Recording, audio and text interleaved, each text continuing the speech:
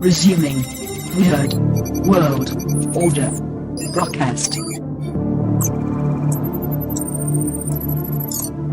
Dialer phones connected.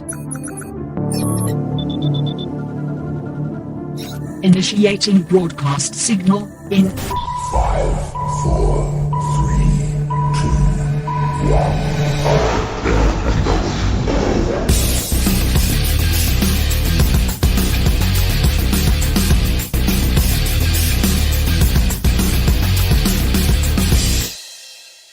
Ladies, gentlemen, and knights of the Nerd World Order, this is the Nerd World Order broadcast. I am the man that you call Dukes, and to my right, here comes the...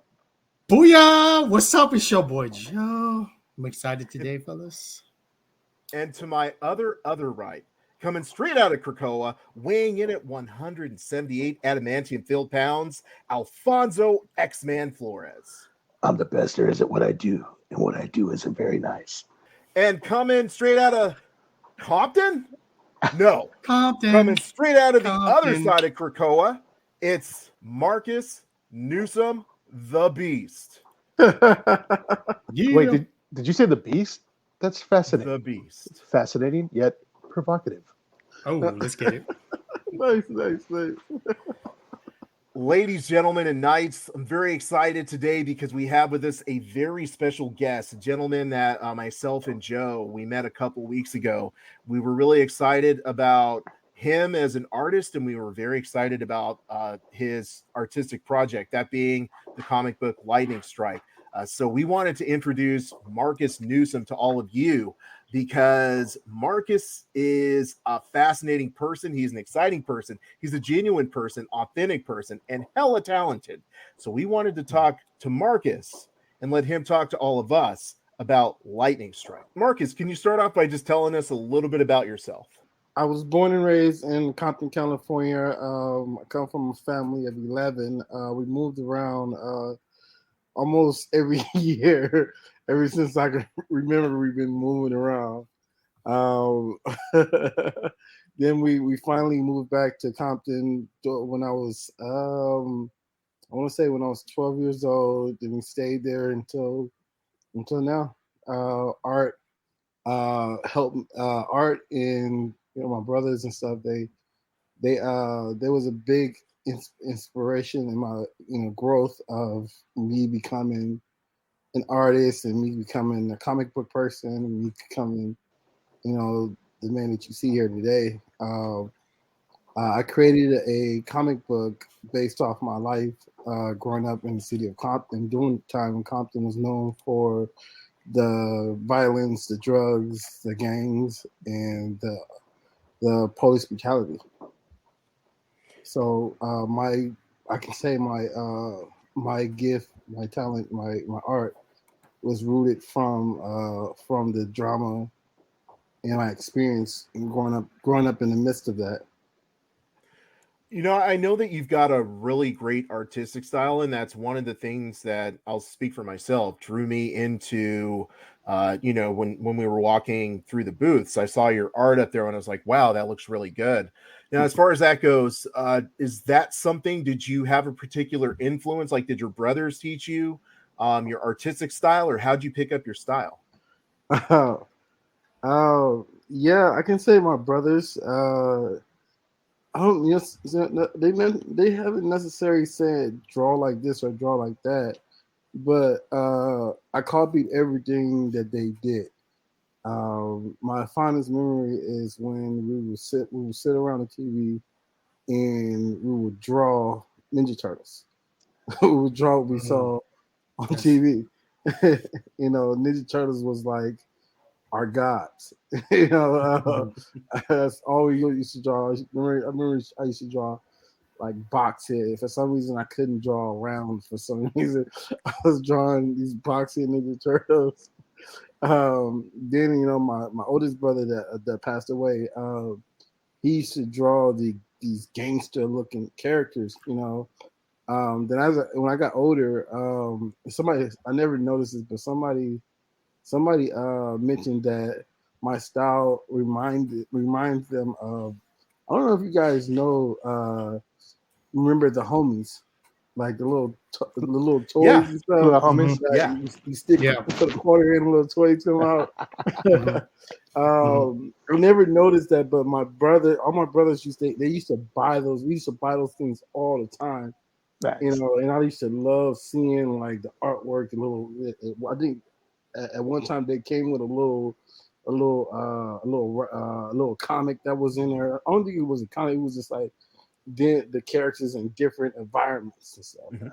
I remember my brother used to draw them all the time. I don't remember me actually drawing the characters, but I love the way they look. So Yeah. I think I was influenced by that, far as my style of how I draw. I know how you just be around something for so long to where Mhm. it kind of just bleeds out. Yeah. Yeah. That's, One of the things that you mentioned is, you used to move around a lot, and Mm-hmm. definitely a kindred spirit there. I was locked into like a specific area because my dad was in the military. So, Mhm. I kind of stayed close to home in Oceanside, but, frequently what Joe and Alfonso talk about is, you develop an interesting perspective when you move around a lot. So do you feel like when you're writing Lightning Strike, do you only pull in Compton, or do you pull in those other aspects of what you saw in those other areas? Definitely. We stayed in like a lot of the stories are going to be coming from when I stayed in Watts. We Okay. stayed in Nickerson Gardens, and it was crazy. It was like the stuff that I've seen there was crazy. Like we got into a big brawl over football the first day we was there. The first day, the guy sucker punched my brother in a football game, and it was just went down after that. We Yeah. fought literally from the football field all the way home. And then after that, it was every other week we was getting into like fights because it's a lot of us. Yeah. I have 8 brothers, Yeah. so we're close too. So we got into a lot in how me and my brothers are like with each other. We play to kill each other. Like we want bragging rights when we go back in the house. So when we play with other people, we come with that same energy. Yeah. So Yeah. don't get cracked. Yeah. Don't get cracked. Probably even more energy towards Or somebody picked else. off. You never go ahead the end of it. Yeah.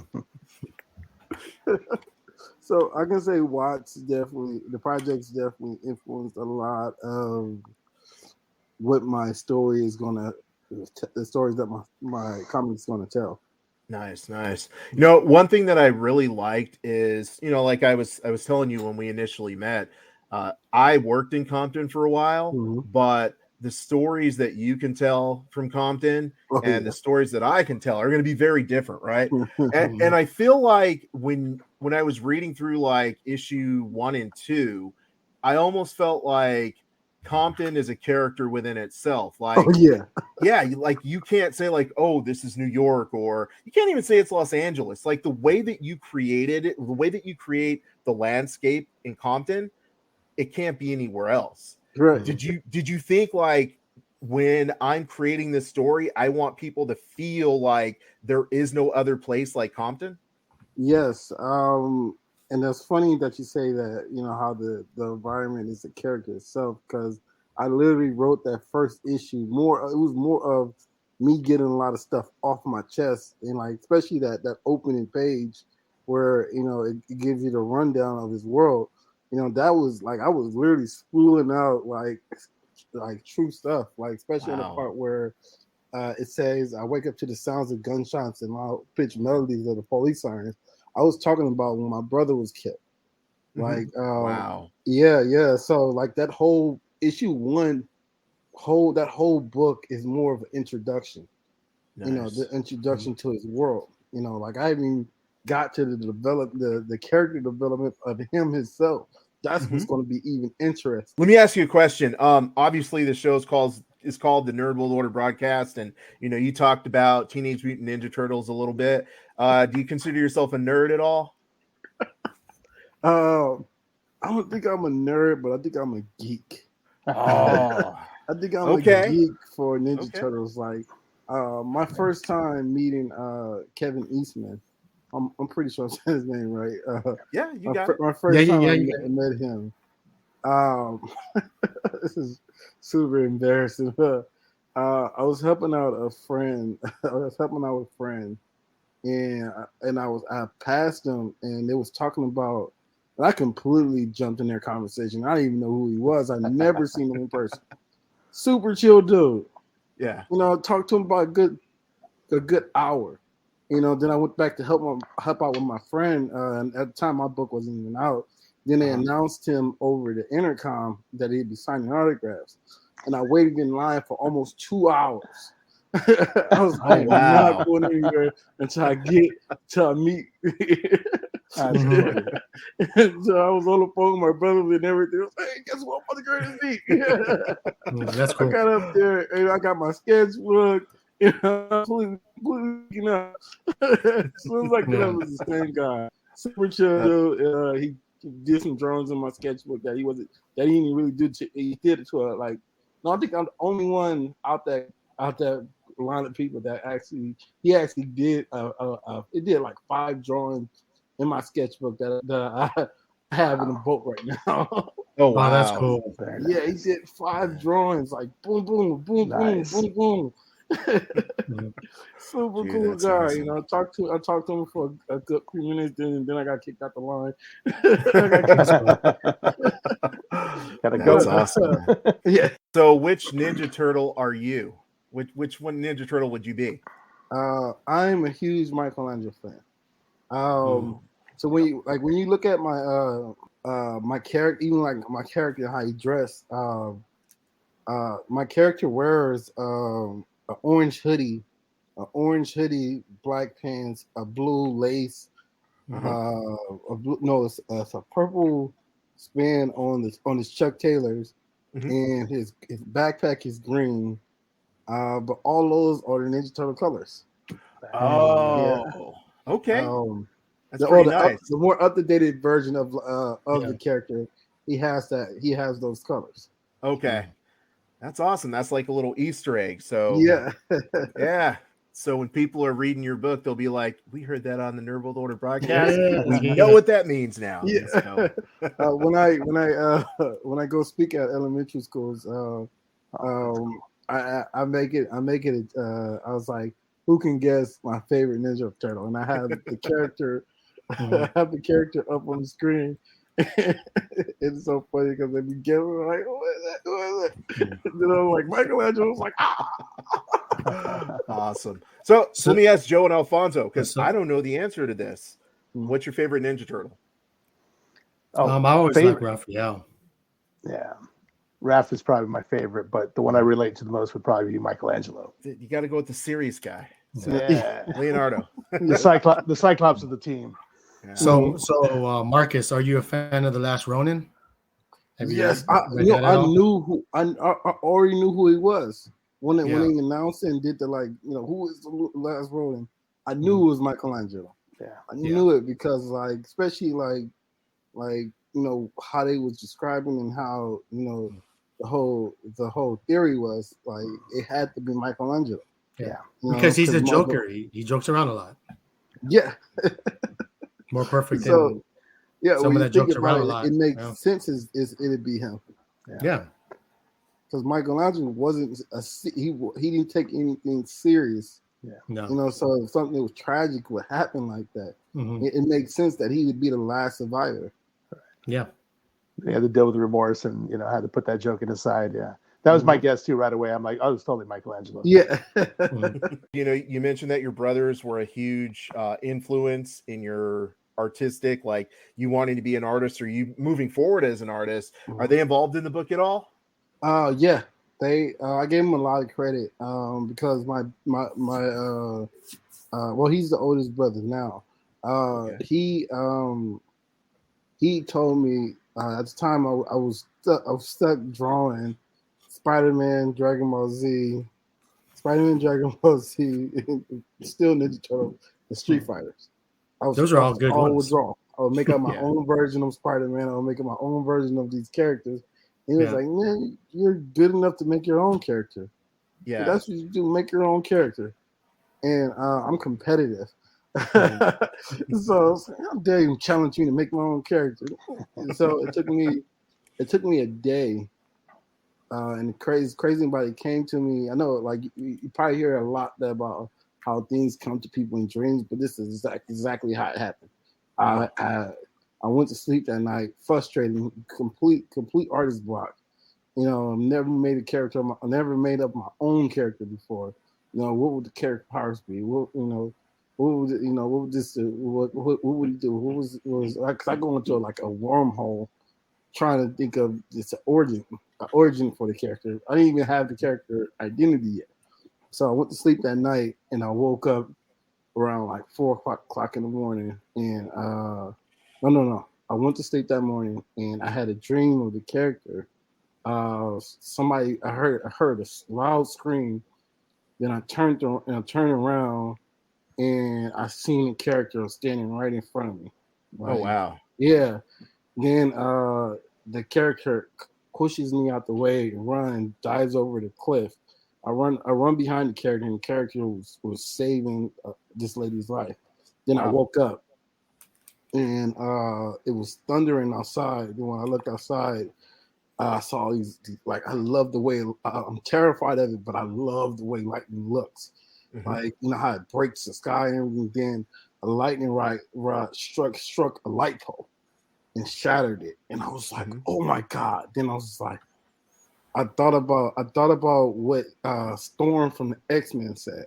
She was like, lightning strike. Then that's how I came up with the name. Lightning nice. strike.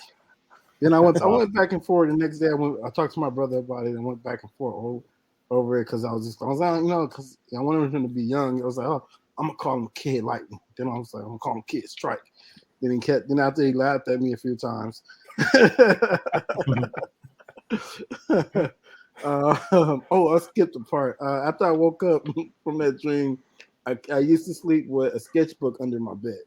Okay. I grabbed a sketchbook and I sketched out the Nice. character, and that's when I saw those stuff.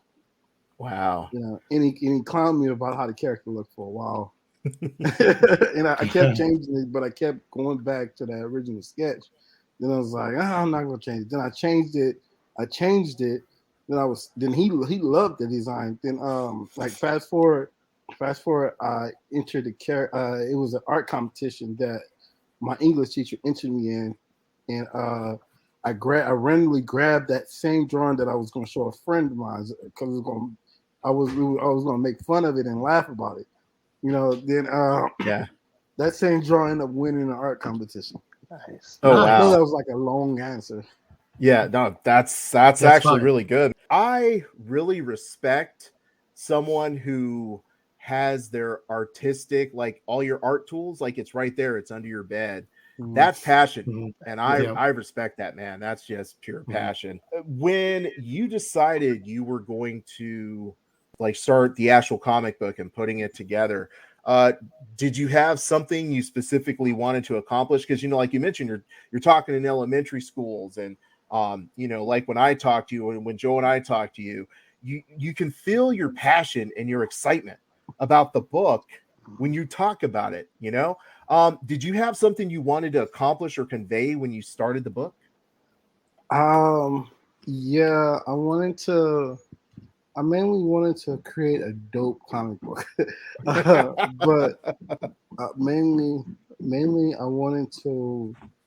and I didn't. The main thing I didn't want to happen is, let me start there. The main thing I didn't want to happen is when I wrote the book, I didn't want people to read it to. I didn't want people to read this book and say, "Oh, he's kind of complaining about his life, about what he's doing." Then it's like, um, then I thought about like, okay, I'm gonna put action here just to get people's attention. Mm-hmm. And I was like, no. Then it's like, I don't want people to miss. I don't want people to miss what I'm actually trying to say in this comics. And I have to give a lot of credit to a good friend of mine, Jimmy. He helped me out a lot far as like how I should start his origin, you know. Okay.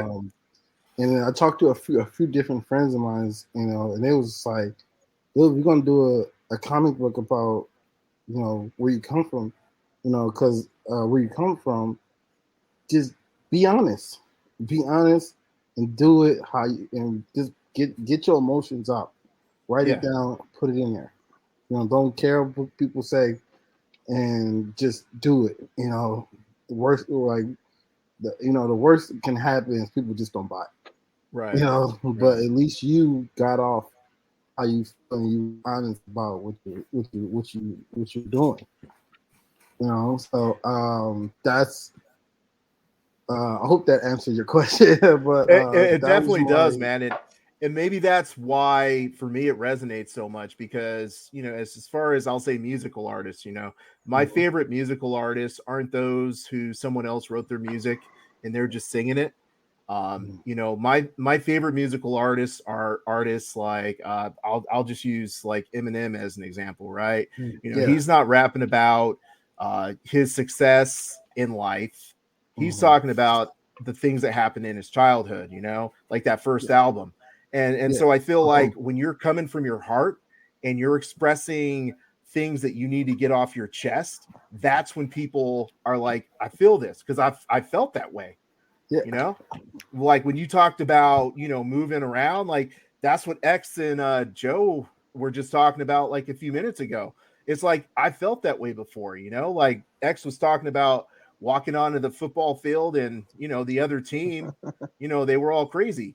It's that instant connection because you're not trying to make like, oh, this is Peter Parker and he's all witty and he's some college kid. It's like, no, this is my life, man. Yeah. This is what I need to get off my chest. That's dope, bro. I love that. Yeah, yeah. Another thing that I thought about too is ever since I was a kid, I always put my artwork in people's face.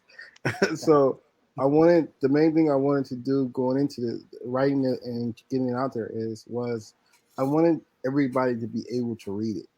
And Okay. that's exactly why I didn't add any curse words or Oh, nudity, nice. because that's the first thing also people think about when they think about these inner cities, like, oh, Compton, oh, this, and I was like, when I showed the first draft to a few people, it was like, oh, where's the curse words? You should have them say this and this and this. I was like, no, I don't want to offend anybody. Like, this is from my heart, but at the same time, I got to think about who might pick this book up. Right. Like I didn't water anything down, but I just kept in mind that I want everybody to be able to pick this book up. I want to be able to go anywhere I want to go. Yeah. I've been to so many different comic book conventions. Like I've been to Christian Comic Cons. I've been to some very nasty. No, not gonna say nasty, but very hardcore ones. But Yeah. and my book is accepted everywhere. Yeah. Like anybody can read it from a toddler on up, to somebody that's in their 70s or 60s or 70s. Yeah. They can read it and enjoy it, and still get it's like it's in that middle zone, so Absolutely. where it's not too too nice and kiddie, and it's not too glory like blood glory or violent or like it's just super outrageous thing to where people are like, oh my god, Yeah. So I try to keep it there and still keep my truth. Yeah, I get what you're saying, man, because when we were at your table, I recall that there was when you and I were talking, or the three of us were talking, a mom came up, right, with her three kids, and she's listening to us talk, and her ear perked up a little bit, and she's like, oh, let me see what he has going on here. And I feel like had she popped open that comic book and you had curse words and a little nudity like that, yeah, she wouldn't have had the opportunity. And I feel like I could be completely wrong. I don't know this lady's demographic or anything like that, but I don't get the feeling that she's ever been exposed to a brother from Compton and what his life was like, right? Yeah. So you're by choosing the methodology that you did where you're not going to have that nudity, and that profanity, you allow her and her kids to have a glimpse into what you went through, which otherwise she might completely pass up. So yeah, I love it, man. Yeah, I gotta say, I appreciate that about you, man, because the kids are where it's at. They can always learn a life lesson from something that you put there. You may have a message that you can put out there that they're going to learn something from, and they don't have to go through that same experience. Exactly. And too many people, they're all about, it's like, I got to impress, this person, I got to impress my friends. But you know what? The kids, they're the future. So great job, man. I really appreciate the fact that you go to schools and you talk to them there too. That's amazing. Yeah. I was at FandomCon last Sunday. Yesterday. Okay. I'm pretty sure I'm saying it wrong. Was that FujiCon or I forgot the actual name of it? But the lady was like, because he asked me, what's the age rate? I was like, any age. The only thing it is it do kept probably getting a little violent. She's like, I'm okay with the violence, but I'm not okay with the curse word because kids can read and they go back, they take go. And she was like, my kid, I said to her, made him read a book that had a curse word in it. And he went to school and repeated it. Oh my God! That's exactly why I don't want to put my curse word in. Because to be honest, you can hear it anywhere, but there's still a lot of parents and a lot of people that even adults they stay away from things with curse words or nudity or what's that over sexualized different things. You try to stay away from it. I don't that's not me, that's them. I respect everybody, but as far as my products, I'm gonna always make it to where anybody can read it. Everybody can be able to enjoy it, and I'm still giving my raw, give it to people raw. One of the things that Joe pointed out was that your characters sound real, so Joe, if you could jump into that a little bit. That what I was telling Alan was like, when we grew up in the valley, it was not as bad as Compton, but we had our fair share of like young kids dying and violence and shooting and killing. But just the tone of like the language is something that I was accustomed with because that's how I would talk when I was young with me and my friends. And I appreciated that when you were writing it like that. And one thing that I really like too is like how you're talking about police brutality without talking about police brutality, meaning you're saying that the police have the authority to go after all the mega humans that have powers. So you're addressing the police brutality against young black men in Compton without actually saying it. And unless you read it and you understand where you're coming from, you might not get that. Where I got right away when I was like, I like what you're doing because you can still pass the message out. And like Jalen's point with the white family, reading your comics, you can also educate them without putting it in their face. And that's what I loved about that. Yeah. One thing that did inspire me to like really speak my truth on that is the X-Men. X-Men that that was on Fox, even the comic books. I was more into the cartoons versus the comics. I didn't get into comics until late, but growing up watching X-Men, and shout out to Larry Houston. He's a cool guy. Oh my God. Every time that was another geek moment. I'm always running into him. And always geek out every time. I got tons of pictures with him. But just watching that, as a kid, and you see, I didn't really notice it until I got older. But it said no mutants allowed, no mutants allowed, like on the signs and stuff. Of course, you know where they got that from, but just seeing that and really like understanding that there was paying homage to the civil rights moment. Where it said for sure. So when I got to write issue 3 and really kind of dove into the world and the laws and stuff, I thought about that. Then I thought about like my circumstances and what how can I also reach back and show what people in my neighborhood was actually going through. Like the whole thing of stop and frisk. That's what I was talking about. Also, references too as well.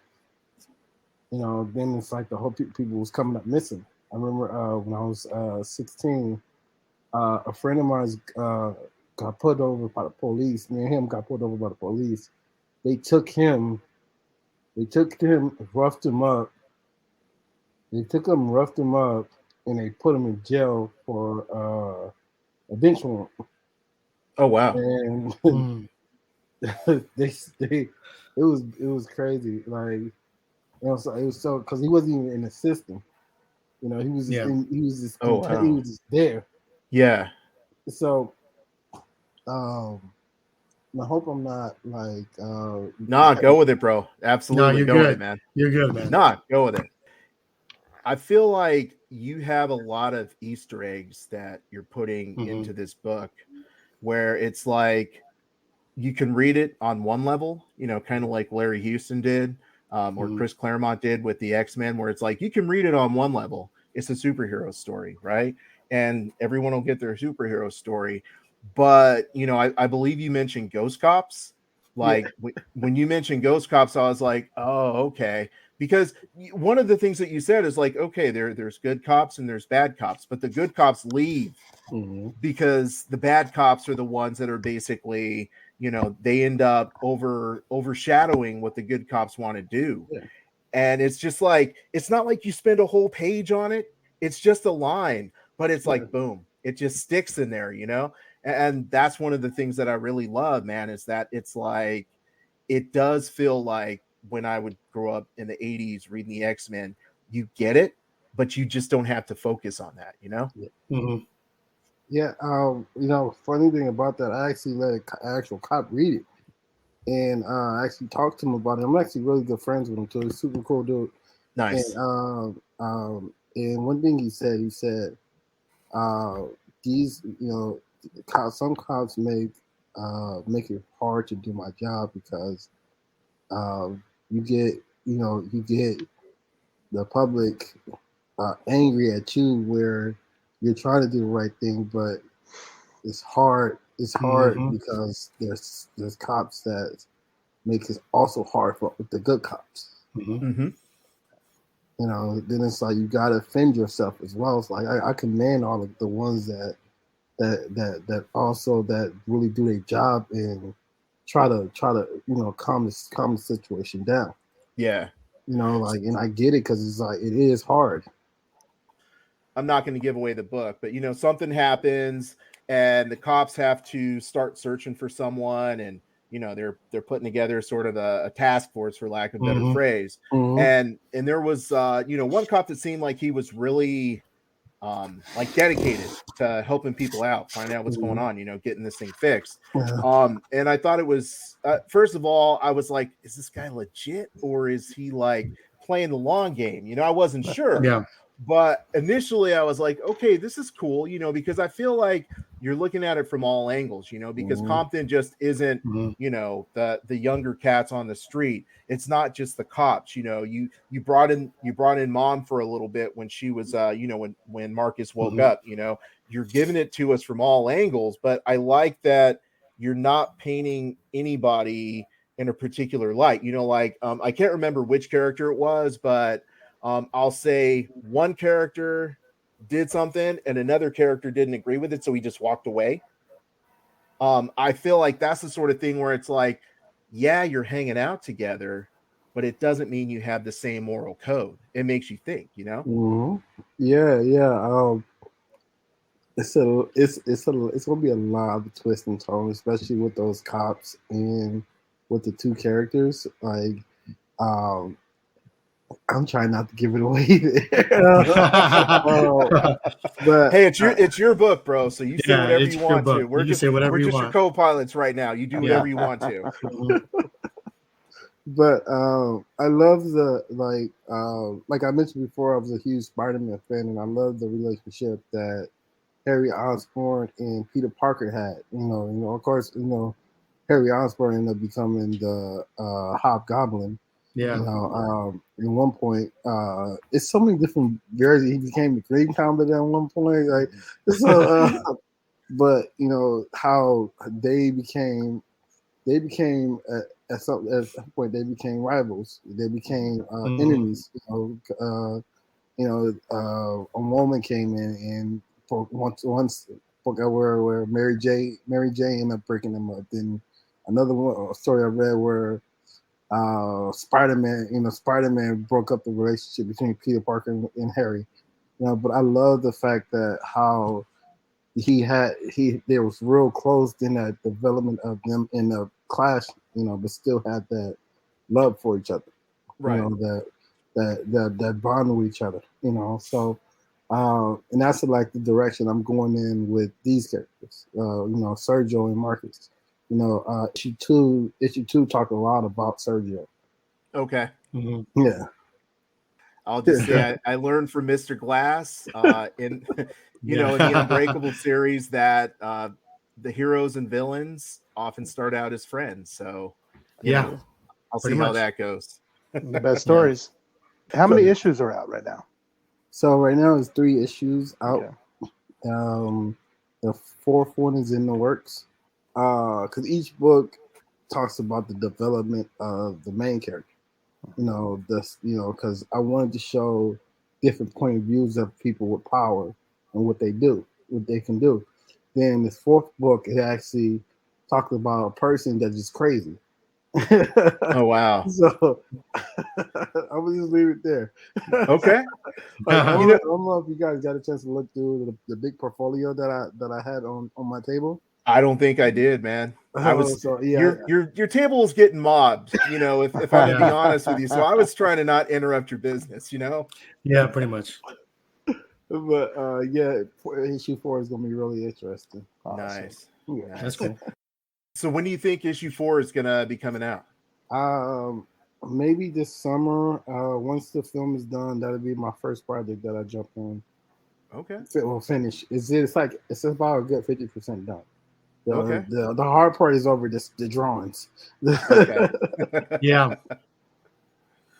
Now, as far as that process goes, do you have a team that you work with? I saw obviously your lettering. It looks like you send that out somewhere. But as far as do you do the coloring, the penciling? So all those. I do everything. As far as the sketching, the thumbnails, the scene, the frames and stuff, the coloring, the lettering. I do everything. I do go back and get suggestions from people. Okay. And that's where spell checks. How does the scene look to you? Because I feel credit is credit. You I believe in giving just the smallest credit to a suggestion. I love people. I love feedback. I always tell people when they buy my books, let me know. Give me your honest opinion. If it sucks, it sucks. Let me know if it sucks, but tell me why it sucks. If it's good, tell me why it's good. Right. So the people that credits and stuff that I have in my book didn't actually draw or write anything, but mainly gave me their honest opinion. Nice. I don't know if you guys have the. Oh no, I did see that you guys had the special edition book. Where I have the extended. Book, right? Joe doesn't have his yet. So, my friend Don Walker did the cover, and Jesse Hugh. He's gonna kill me for messing his name up. They did the cover, and I'm like, and I'm competitive and selfish. I like to do everything myself. So,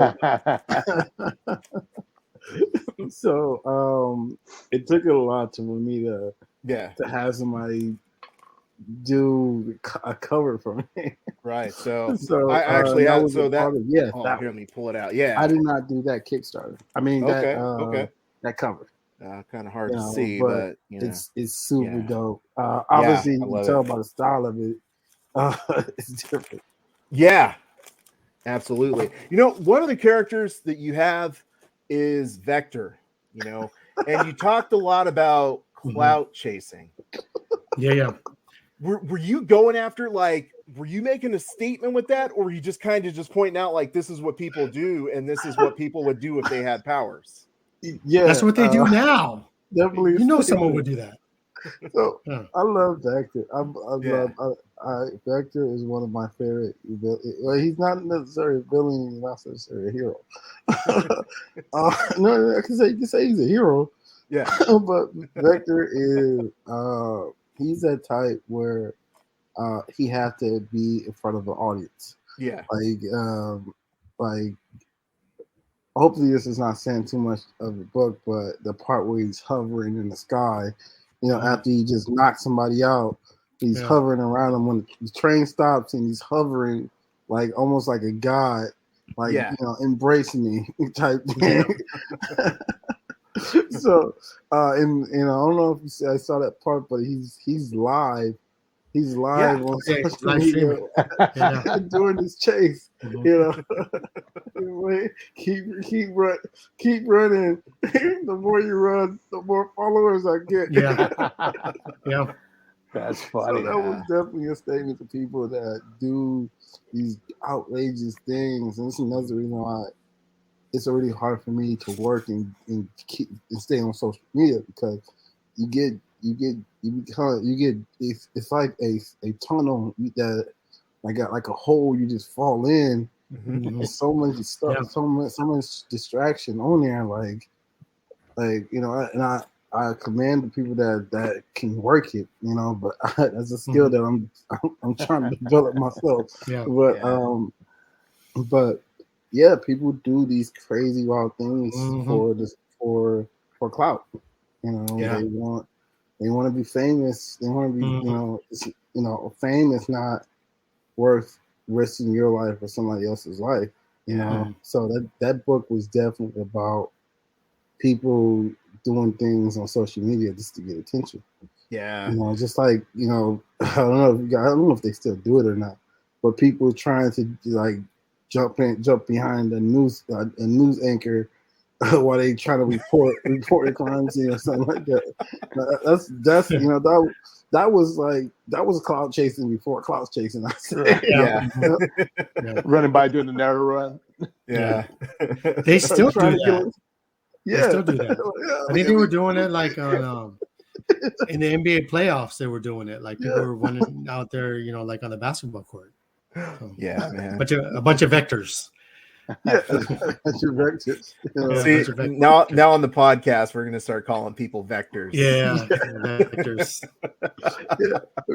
Vector is a very powerful character that he's going to be like, as the story goes, you're going to see the darkness of him and like how he's developed. Like, it's going to be crazy. Like this, because the full series is called, this full trailer is called Lightning Strike: A Hero is Born. Okay. So, every book is that development, just like a kid growing up. You learn how not to touch a stove. Learn how not to try to jump off the couch. You learn not to climb on top of a roof and jump up to the next roof. Something that me and my brothers did and we got in trouble.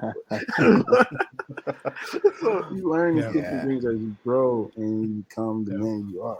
So that's what these books are. That's what this trilogy is about. The character viewing these different people and circumstances. Do each book, then that final book, then you see what he decides to do with his powers. Like, right. I would say I can't tell you if he's going to become a hero or not. Because even right now I don't know what I want to do with him. I just know that I'm taking him through these different steps just to show people, the development. So, and I love cliffhangers. So every chance I get, I'm gonna throw a cliffhanger in there. Yeah, cliffhangers are nice. Yeah. Yeah, man. Lightning Strike's a dope name, man. I love it, because it's something like people recognize Lightning Strike, right? But it's also a name that like it invokes or evokes power, right? When lightning strikes something, there's power with it. Yeah. So it's like that instant, this character is going to have a degree of power, but there's also a degree of familiarity. Had you gone with Kid Lightning or something like that, I might have giggled too. I might have strolled by, bro. So yeah, props on choosing Lightning Strike. I love that name. Thank you. Let me ask you a question. I remember when I was a kid and I used to play, games or toys or something. I'd always like, I'm going to create my own hero and this and that. And I'd be like, his name is this. And then I'm like, hey, so-and-so, that doesn't sound right. Did you ever find yourself doing that? Like, hey, Lightning Strike. How's that sound? Lightning Strike, look out. Well, my brothers was my toughest critics, so I knew if they liked it, I was good, even though they kind of made fun of me a lot, even with the name Lightning Strike. And so it kind of, set with them, was like, no, it's actually not that bad. Nice. I'm pumped up about the book, and I feel like other people are probably pumped up too, but it doesn't do any good if we don't know how to get it. Tell me everything we need to know to get this book. Contact me through my social media, LS Comic X, or my email. You can email me through lightningstrikex39@gmail.com, or you can go to Amazon and type in Lightning Strike, A Hero is Born, and that will pop up. Or just type in Marcus D. Newsome, then all my stuff that I was affiliated with should be on there. Nice. And for those of you who will be listening to this audio podcast, that's Newsome, Newsome, Marcus D. So Marcus D. Newsome, if you're going to do a search for him. Nice. Well, man, it's been an absolute pleasure. I can say that I am disappointed that I'm going to have to wait for issue 4. Yeah, me too. Joe and I, when we used to ride the city bus to go everywhere, we'd go to the comic book store, and on, I think it was Wednesdays back then. I don't know, maybe it's Friday, but if a comic book was coming out, it was Friday. Okay. We'd be pumped when that new issue came out, and that's how I'm feeling right now, man. So, no more talking with people on social media, bro. You got to get issue 4 out soon. Yes, but what's going to hold you guys over until issue 4 done is the short animated film. Okay. Yeah, so you were holding out on that. You were holding out on that. Yeah. Can you elaborate at all? Just a little. Okay, so I can say the short animated film. It takes place where the character is a little bit more established with his powers, and what he goes through is it's completely going to be crazy. Like how can I explain it? Not giving it away. That's enough, man. But I took all the elements of all the books and added it to the film, so where it's a total balance where you can watch this and it still make you interested with the of the book, because it does reach and it does reach a hint to the 4th book. But yeah, the animated film will be out in a few weeks maybe. I'm gonna be definitely doing a premiere of it. Because it's mainly for the film festivals that's coming up. Oh, nice. Okay. Nice. Yeah, you gotta let us know. Definitely. You guys gonna definitely be front row. Oh, let's go, little homie. I don't know if you guys want to look like this at the screen. Get the net breakers. You know what? We did that when we watched Spider-Man Homecoming. So it doesn't matter. If we're front seat, we're going to be pumped for it. Yeah. Yeah, we're going to be definitely going to have tickets for you guys. It's going to be me Thursday. Yeah. Okay. The one thing that I want to say is, Marcus, just keep doing what you're doing. I appreciate what you're doing. I'm a big fan. The art gets people in. Your story keeps them there. And so just remember that. Like, so just keep, writing the stories from the heart, dude. And the rest is going to follow. And like your brother say, don't listen to anybody else. Just do what you love. And what you love is you can tell right now it's coming out and we're all about it, so I'm all in. Appreciate that, man. Thank you.